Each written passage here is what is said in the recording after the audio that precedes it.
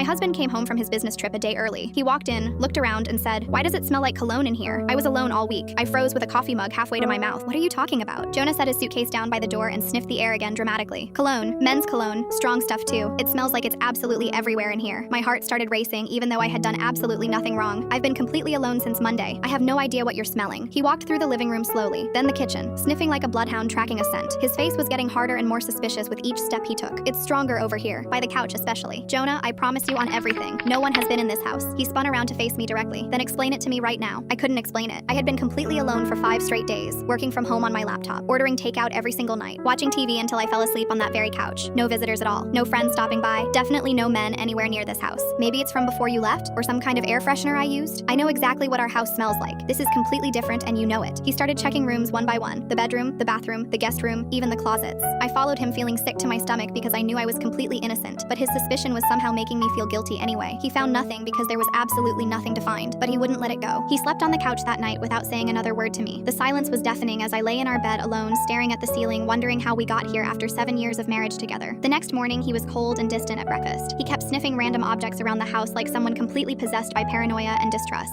The throw pillows, the bathroom towels, even my clothes hanging in the closet. I was losing my mind trying to figure out where this mysterious smell could possibly have come from. Then around noon, my neighbor Patrice knocked on the front door unexpectedly. "Hey, I just wanted to apologize about what happened on Tuesday." I opened the door wider with confusion written all across my face. "What about Tuesday exactly?" "The plumber situation. I know it was really last minute, but my pipes burst suddenly and I couldn't get anyone else to come out on such short notice. Your landlord said you probably wouldn't mind if the repair guy used your water shutoff valve since it's connected to mine." My blood went completely cold. A plumber was inside my house while I was away, just for like 20 minutes or so. He had to access the main water line down in your basement to fix my problem. I figured your landlord would have definitely mentioned it to you by now. I thanked her quickly and closed the door. Jonah was standing right behind me in the hallway. He heard every single word of that entire conversation. The landlord let a complete stranger into our house while I was gone on my business trip?